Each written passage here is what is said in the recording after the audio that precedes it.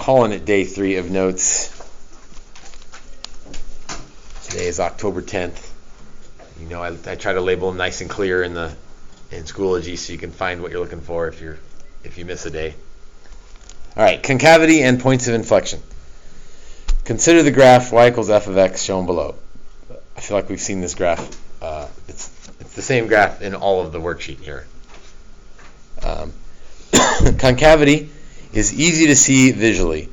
Concave down is when the graph looks like a frown. Right? Down is frown.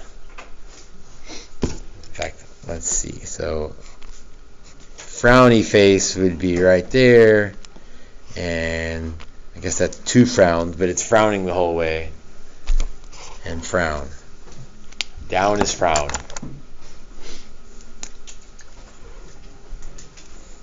Concave up looks like a cup. I don't get that one quite as much as the down is frown, but up holds water, down does not hold water is another way to phrase it. So concave up would be all the other places.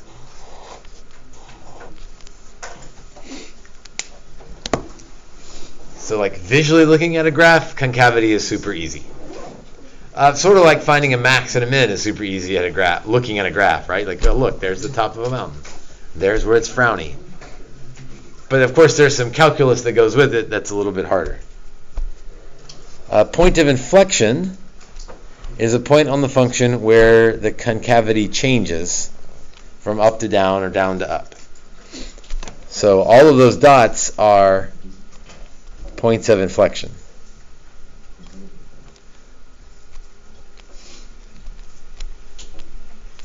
Point of inflection, point of inflection, point of inflection.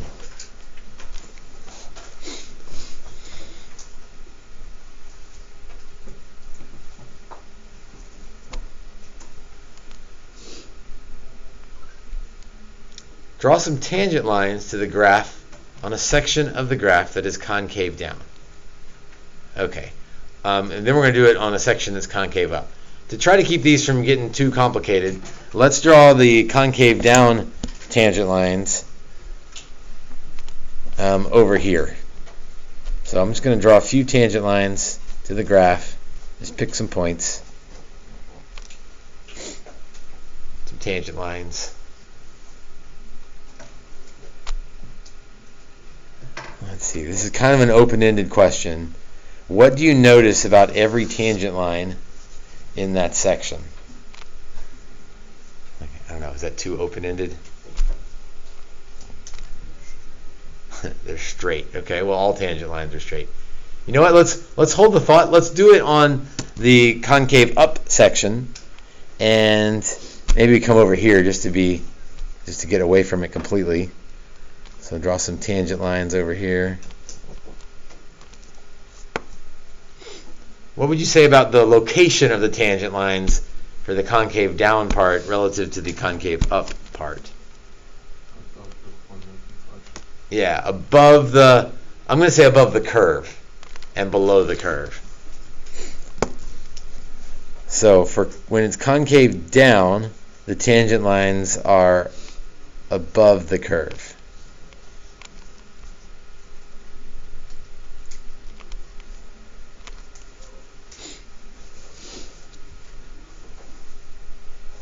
And if the graph is concave up, then the tangent lines are below the curve.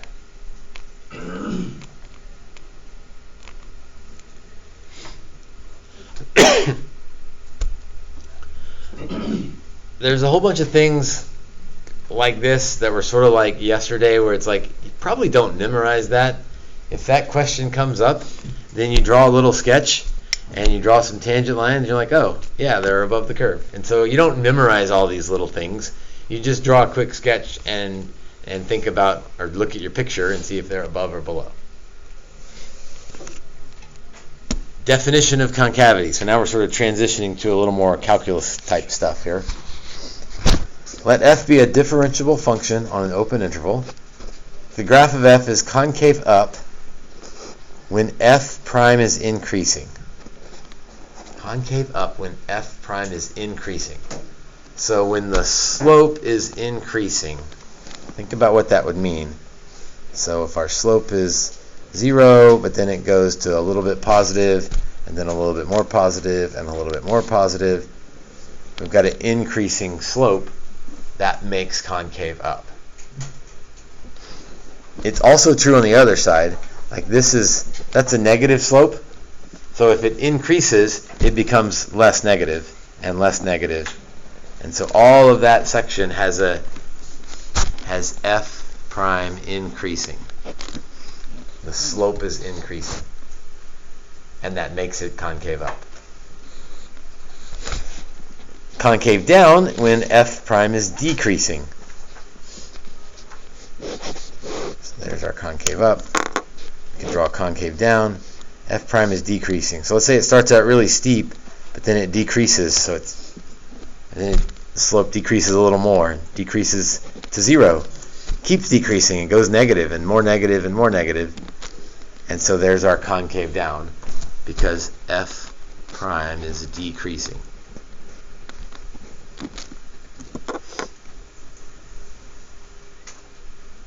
And that's another box where it's like, do you memorize that? Maybe. Or do you look at the picture and think about what the words mean and figure it out?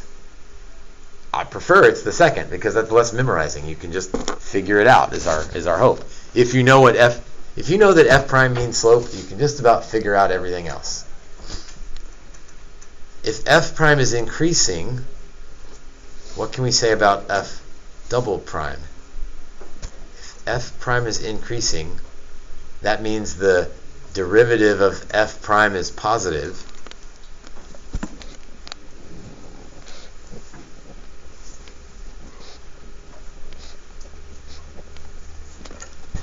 If f prime is increasing, that means its derivative is positive. But the derivative of f prime is the same thing as f double prime.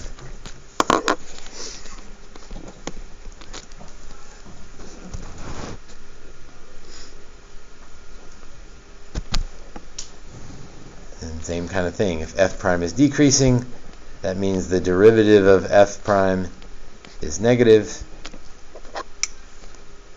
but derivative of f prime means f prime prime, the derivative of the derivative, the second derivative, is negative.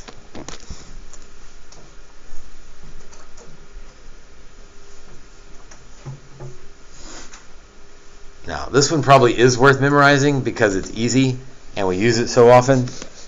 But if f double prime is positive, we're concave up. If f double prime is negative, we're concave down.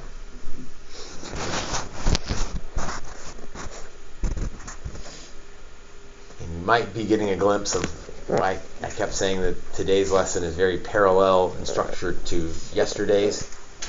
Because yesterday was all about what's the first derivative doing and what does that tell us. Today is what's the second derivative doing and what does that tell us.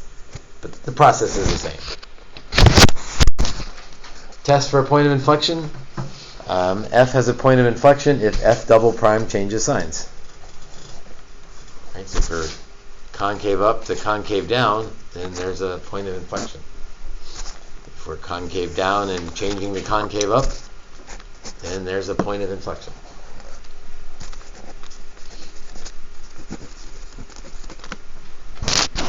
And to justify that, we would draw a number line and look for where f double prime changes signs.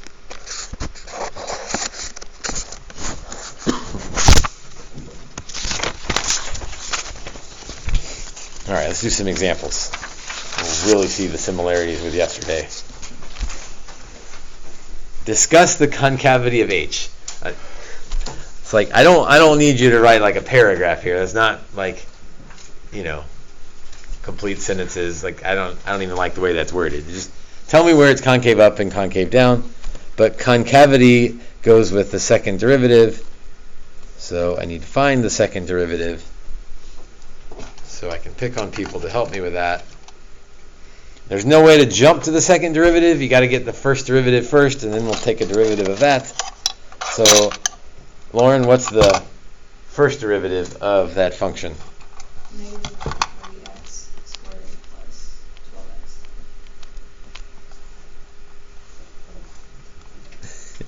Oh, Minus 9. And we'll pause here. If we wanted to know about increasing and decreasing and maximums and minimums, then we'd come off to the side and solve for 0 and number line and all that. That's first derivative stuff. But concavity is second derivative stuff. So I need another derivative, Gregory. What's the second derivative? Negative 6x plus 12. Negative 6x plus 12. And even though the second derivative sounds more complicated than the first derivative, when you're dealing with polynomials, it gets simpler and gets easier. So let's set that equal to 0. So move the 12 over, divide by 6. When x equals 2, the second derivative is 0. That's sort of like a critical point for the second derivative. We don't call it that, so I probably shouldn't even say that. But that's the kind of the role it plays. So we'll put that on a number line. I'll test 0 and 3. And when I say test them, where am I testing them into? Here's where it gets maybe a little confusing, because I've got h prime, and h double prime. Where am I going to plug in 0 and 3? Which one of those three things? The second derivative, because I want to know about concavity. So h double prime, if I plug in 0, I get 12, which is positive, which tells me that h is concave up. Alternating rule still applies, but we can plug in 3. Negative 18 plus 12 would be negative, which tells me that h is concave down. That's not quite formal enough answer yet. Let's spell it out. We're concave up from negative infinity to 2, and concave down from 2 to infinity. And I guess we should justify our answer. We're concave up because h double prime is positive, and concave down because h double prime is negative. So there's sort of the formal answer.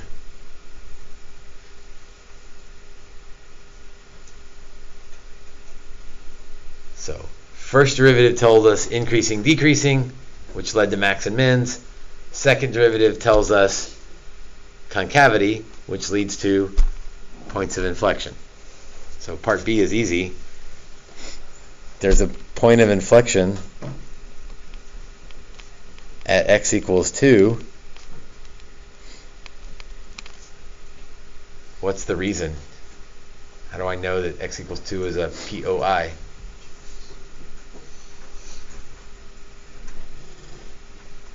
What's my justify?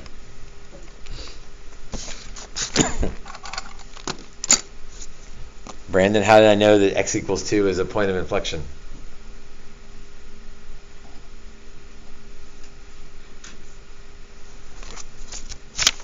Back up to the bottom of our last page. Point of inflection if f double prime changes sign. So, how do I know there's a point of inflection at x equals 2?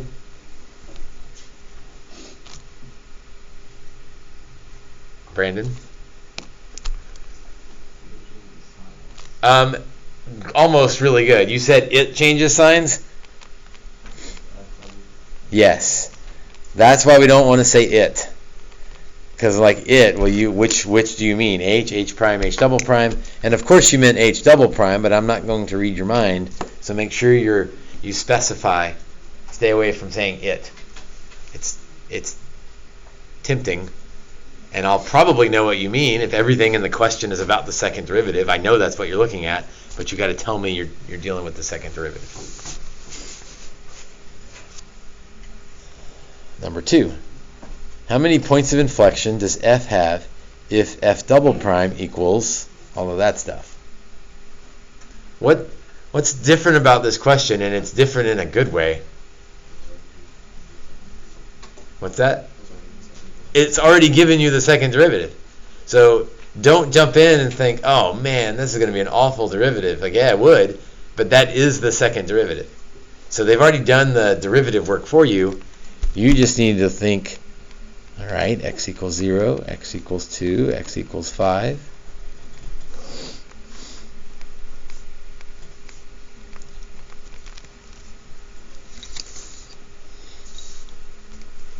So let's plug in some points. Actually, you might get away without even plugging in points. If I'm thinking about the alternating rule, what do I need to be careful of in this problem? That's a double root, so it's not going to alternate at 2. If it doesn't alternate, that means it doesn't change signs. It means 2 is not going to be a point of inflection. So I kind of don't have to plug in anything.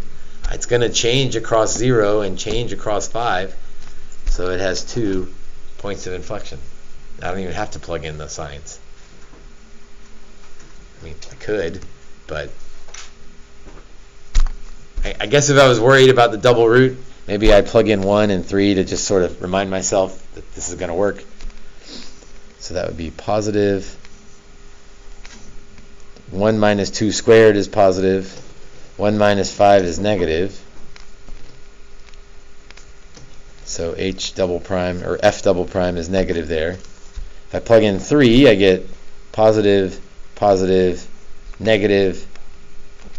So, okay, I was right. I didn't want to plug them all in, but I maybe wanted to verify that double root thing didn't mess me up.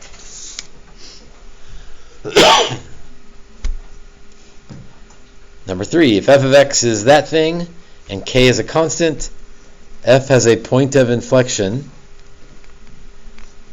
meaning f double prime changes signs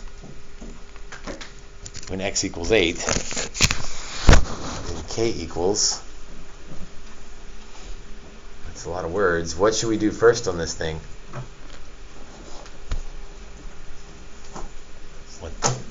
What's that? Find the second derivative. And of course I can't find the second without finding the first. So, Monty, what's the first derivative?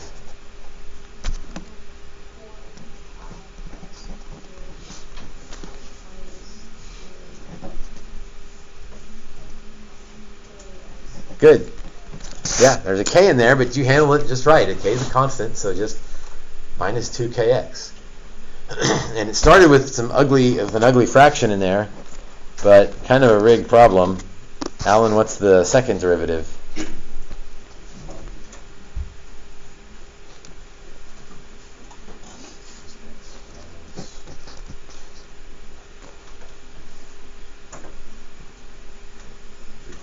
Good. X minus 2k, because that 2k is a constant.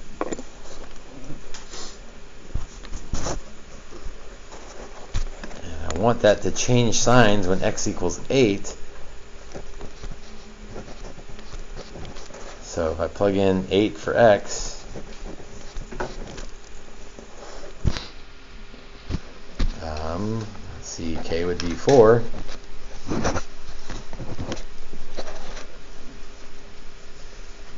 So a little bit of algebra, a little bit of derivatives, a little bit of knowledge of first and second derivative and what they mean.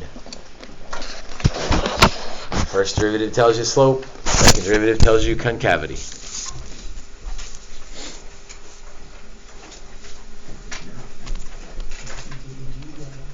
Okay, this next section is a little bit weird.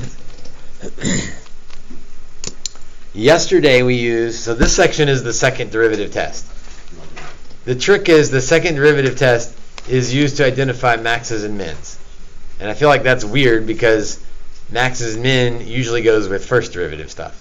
So if that feels weird, good, it should feel weird. Back up a second. The first derivative test tells us that if f prime changes negative to positive, then there's a relative minimum. If f prime changes positive to negative, then there's a relative maximum. Yes, that's what we did yesterday. Okay, now the second derivative test. Let's think about the graph of a relative maximum. we know that the slope of the tangent line changes from positive to negative. We got that. How else could we describe what's happening? Well, let's answer the questions. What's the concavity at a relative maximum? What's the concavity of this section of the graph? Concave down. Right? That's what makes it have a max. The fact that it's concave down means it's got a max. If a curve is concave down, must the curve have a relative maximum? That is kind of a trick question. The answer is no. Can you think of a graph that's concave down that doesn't have a relative maximum? It's basically if you just took like half of that graph, either half. So something like that doesn't have a maximum. It's concave down, but doesn't have a maximum. It's like it's got to make the turn. It can't just be half of a turn. It's got to make the turn. We'll come back to that in a minute. All right, for a relative minimum, kind of the same thing. It's concave up. If the graph is concave up, must the curve have a relative minimum? No, because you could have a graph that doesn't, like fully make the turn there.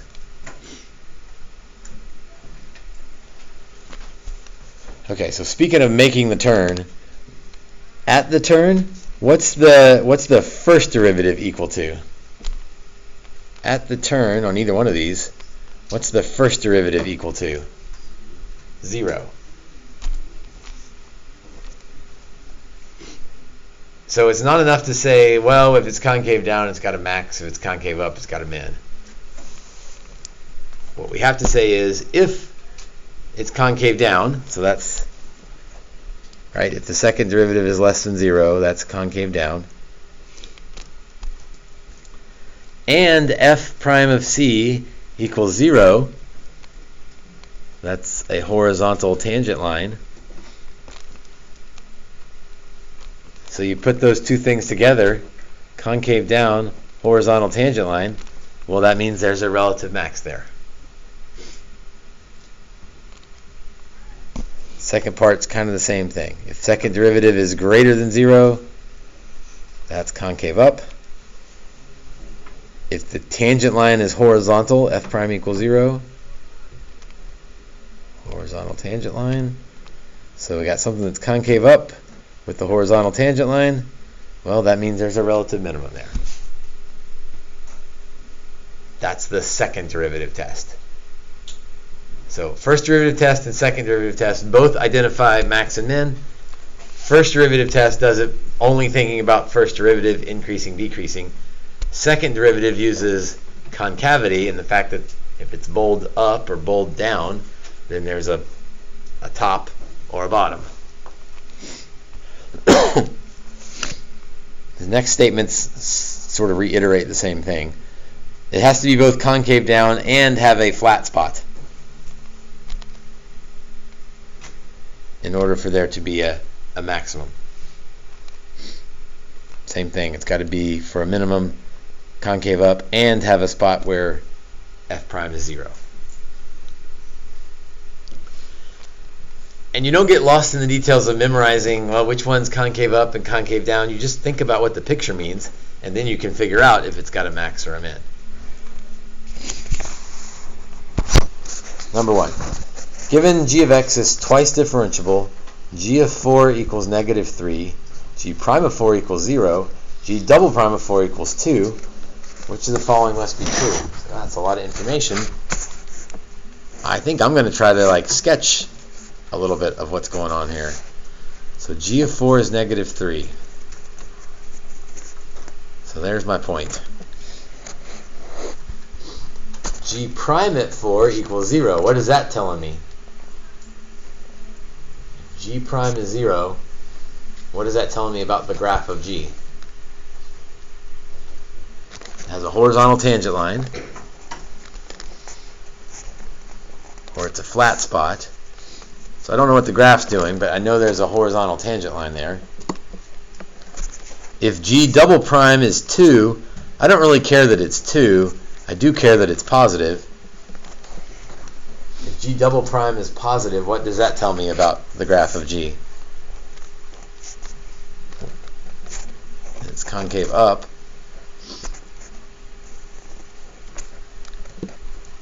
So at x equals 4, I've got a flat spot and it's concave up.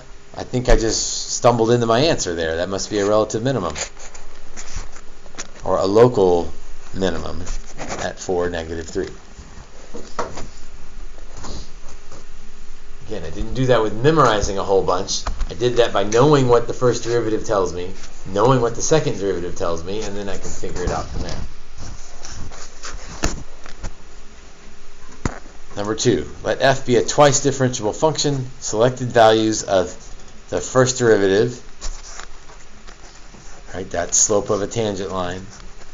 Second derivative tells me concavity. Which of the following must be true? Why don't you look through those and see if you can figure out which one of those things is correct. So I think the little bitty pictures, if the slope is 2, then there's no max or min, so that's definitely out. Slope is 0, then maybe something's going on. Concave up. So slope of 0, concave up, that's a relative min. At x equals 2, the slope's -1, so that's not going to be a max or a min. At x equals 6, flat spot, horizontal tangent line, and concave up, so that's another relative min. And then at x equals 10, the slope's -3, and if the slope's -3, it doesn't really matter what the concavity is. I guess it's concave down, but that doesn't matter. It's not a max or a min. So there's a relative min at -3 and at 6. So answer choice D is correct.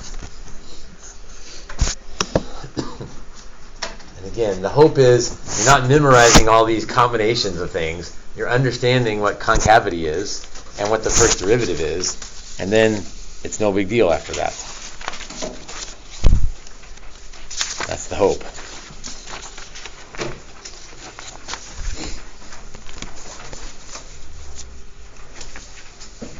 Okay, last page. Well, there's one more. I mean, it's one page, 2 pages. What do we say? Absolute or global extrema.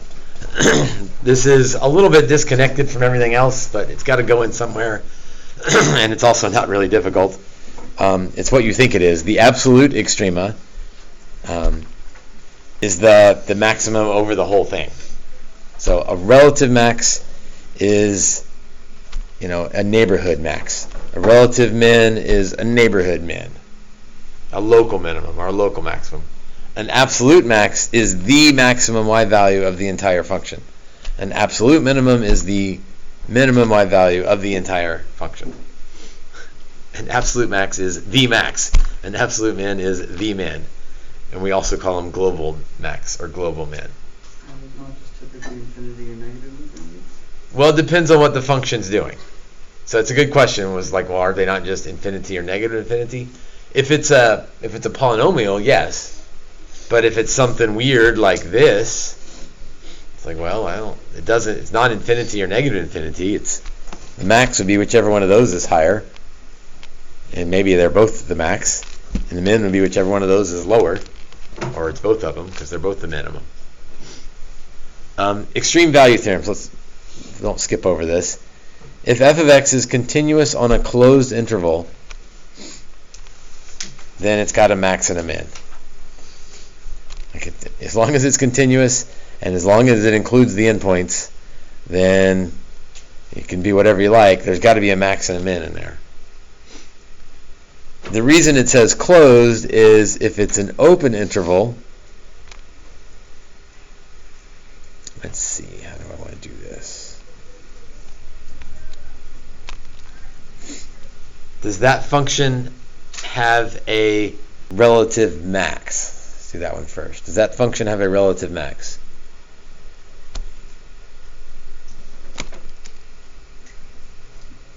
Is there a spot that it's the highest? Yeah, right there. That's our relative max. Does it have a relative min? No, it's like it's there, but that's an open circle, so there's no there. So, yeah, that's where we're looking, but that does not have a relative minimum. Because there's no value you could give. Right? Like, I mean, if that's at x equals 1, or excuse me, y equals 1, well, sure, there's no values less than 1, but there's also no values at 1. So it doesn't have a relative minimum. That's why the closed thing is important. It's like, how many different ways can we say the same thing? The absolute max is the highest or largest y value. The absolute min is the lowest y value. Does it make sense that every continuous curve on a closed interval must have an absolute extrema? Again, as long as you've got your endpoints in there, then I hope the answer is yes. And it's continuous. Then there's got to be a top and a bottom. Could the absolute max or the absolute min occur at more than one value? Yes, like that's what's going on up here. Both of these would be the absolute min.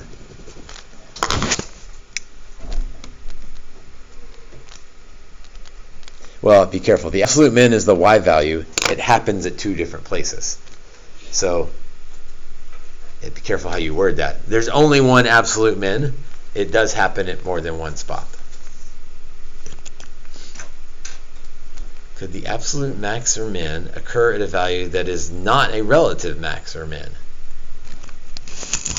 Any thoughts on that? That absolute max is a relative max. That absolute min is a relative min. So is there a way to get an absolute max that's not a relative max?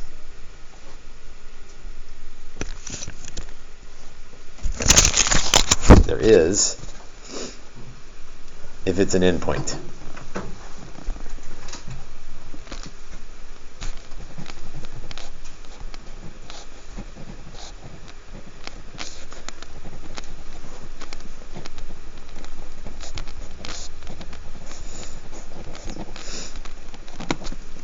So that's just kind of a goofy question. But if your absolute max is at an endpoint, that's not a relative max, so again, not really a big deal. When asked to find absolute maximums or minimums, so this is important because this is like how we actually work this problem. We only examine the possible x values at which the max could occur. And those would be the relative extrema and the endpoints.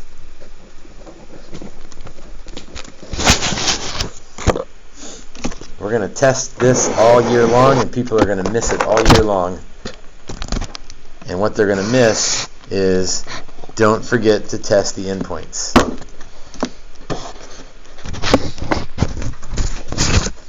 So let's find the minimum value of this thing between -3 and 3. So Joe, sort of to your question earlier about isn't it just negative infinity and positive infinity?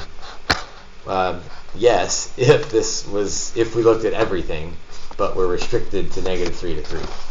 So I know I'll check those points. Let's find the first derivative.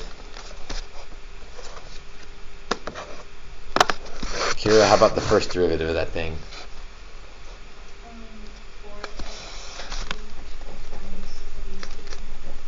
Good. So we'll set that equal to 0 to find our critical points.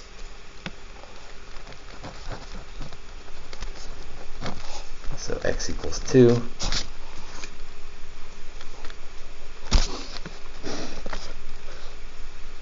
Okay, now I don't really need to do a number line on this.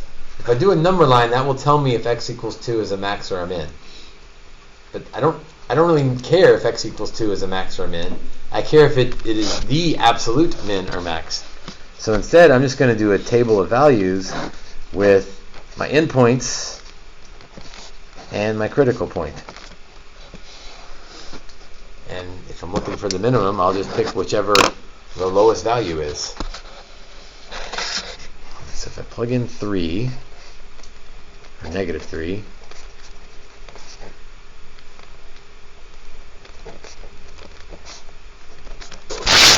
ugly. 3 to the 4th. 3 cubed is 27. 3 to the 4th is 81. 81 plus 96 plus 4. Well, at least 96 plus 4 is easy to do, so 181.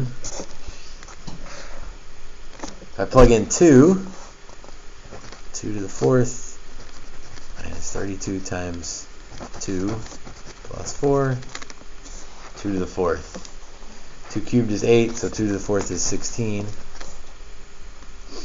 Minus 64 plus 4. This one's a little bit harder, I guess. Negative 60 plus 16 would be negative 44. And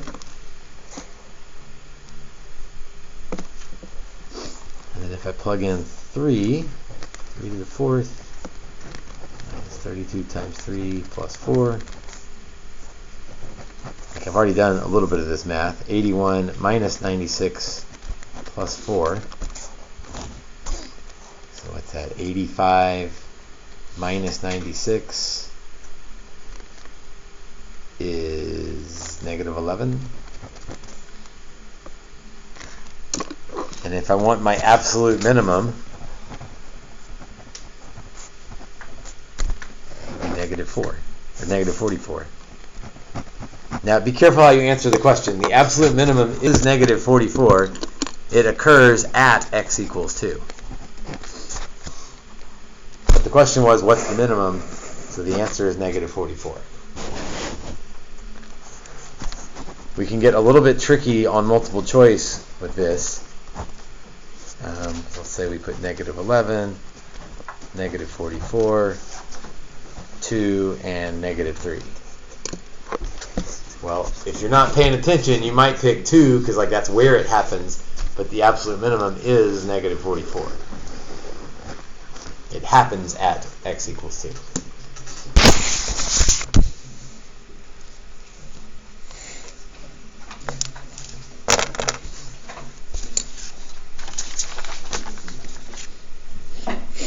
Number 2, what's the absolute maximum? Okay, whenever you see absolute or global or overall, like in your brain, that needs to be attached to, don't forget to check the endpoints. That's the major mistake that people make, is they know it might be a relative max or min, so they find the critical points, they test those, but sometimes they forget to test the endpoints. In fact, if I want to be careful of that, I could put those on my table right now. I'm going to test the endpoints. And then I'll also test anything that comes up in between there, but I'm definitely checking the endpoints. Ooh, h prime. The derivative of natural log of x squared. Bet Quinn remembers how to do the derivative of a natural log. The x squared times 2.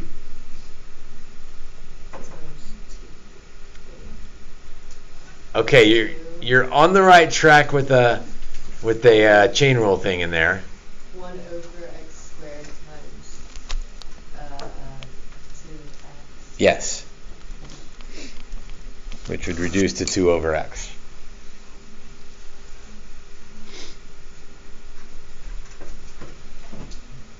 So critical points are where the derivative is 0 or undefined. Well, it's never 0.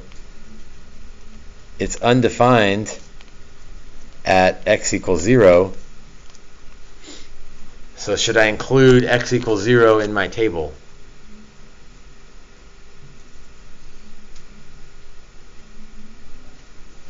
And why should I not include it in my table? It's not in my interval, so something's going on at 0, but I don't care what's going on at 0 because that's not in my interval. So all I have to do is check 1 and 3. So the natural log of 1 is 0, right? Because e to the 0 is 1. The natural log of 9 is, I don't know, it's just the natural log of 9. Natural log of 9. Fortunately, I don't need to know what the natural log of 9 is to know that it's more than 0. So the absolute max is natural log of 9. It occurs at x equals 3, but that's not what the question asked. It just said, what is the max?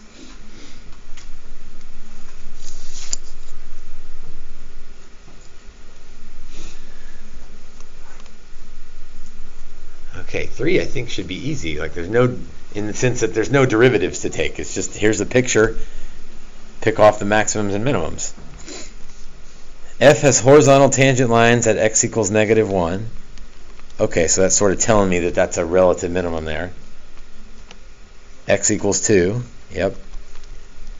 And zeros at x equals negative 2. Oh, yeah, right there.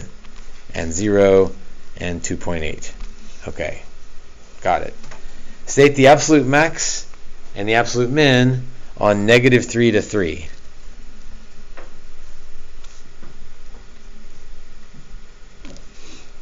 So looking all the way from negative 3 to 3,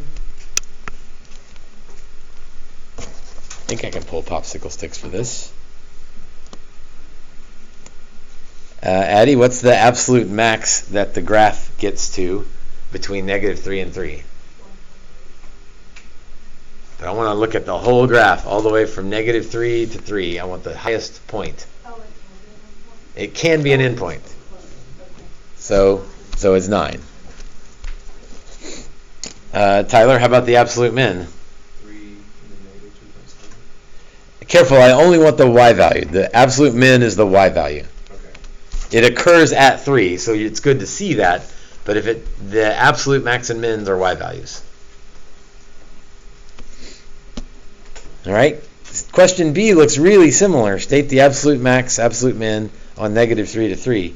What's different between question A and question B? Parentheses.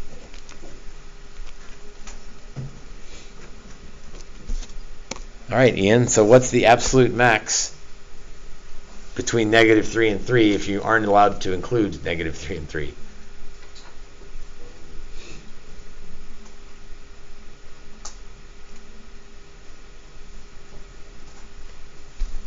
Yours is kind of a trick question, so that's kind of cruel.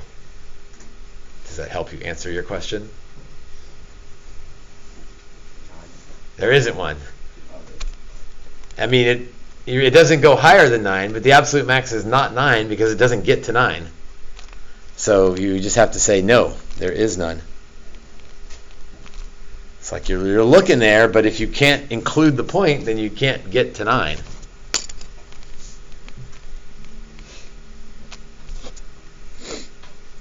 Ava, how about the absolute min? Also none. Because it happens down here, but you can't get there if you don't get to include the point. So no absolute min.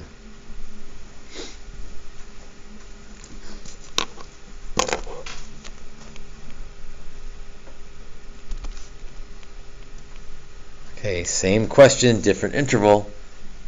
From negative 2 to 3, but we want to include negative 2 and not include 3.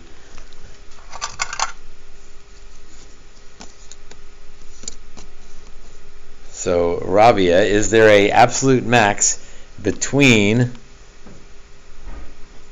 negative 2 and 3? So I'm looking between negative 2 and 3. Does that graph have an absolute max? 1.8.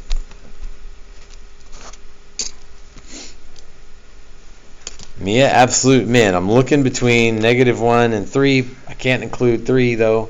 Does that graph have an absolute min? Good. No, it's I mean, you're looking there, but you don't get there because you can't include 3. So that one's a none.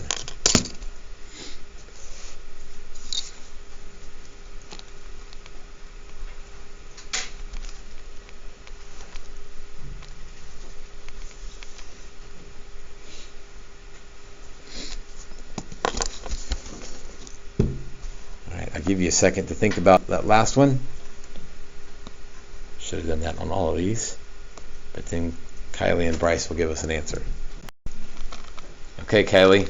Between -3 and 2.8, is there an absolute max? No. Good. The graph doesn't go higher than 9, but it also doesn't get to 9 because we weren't allowed to include that point. Bryce, is there an absolute min between -3 and 2.8? -1.6. Good, -1.6. Okay, so the only tricky thing about mins and absolute mins and maxes is check the endpoints and be careful about including endpoints or not. All right, last question. Find the absolute extrema. Check endpoints is what my brain sees when I see absolute extrema. Check the endpoints.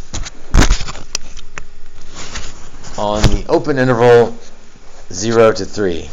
Open interval, meaning checking the endpoints. I guess I should check them, but I'm not allowed to include them. Does that make sense? So it could be that it's a max, but if I don't actually get there, I won't be able to use it.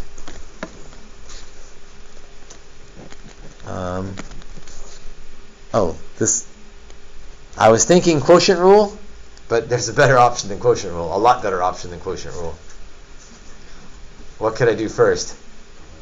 Yes, algebra. Let's divide x squared into everybody, and then this is a much easier problem to work. Might get through everybody today. Anders, what's the first derivative of that thing now? 4x minus 8. So my critical points would be where it's equal to 0 or undefined. So x equals 2. That is between my endpoints, so I do want to include that in my checks.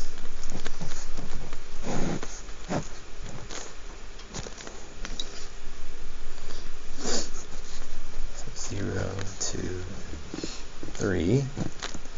Although I've got to be real careful. I'm going to check 0 and 3, but I can't actually use them because they're not.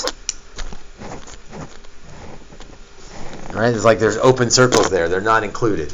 So if the max or min happens there, I don't get to use it. Okay, so if I plug in 0, that's an easy one. I get 5. Again, open circle though, so not really. Plug in 2. Let's see, 2 times 4 minus 16 plus 5. 8 minus 16 is -8, plus 5 is -3.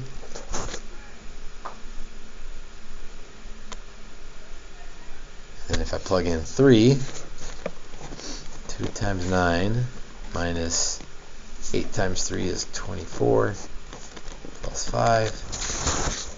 So 18 minus 24 is -6, plus 5 is -1. So my max is 5? Yes or no on that? No. It's like, well, it doesn't get to 5 because there's a hole there. So my max is, there is no max because it almost gets to 5. And my min is -3. Is it okay to use that one? Yeah, that wasn't a problem. 2 is in the interval, so we do get to -2. So no max, but a min of -3. No max, min of -3. That'd be answer choice B.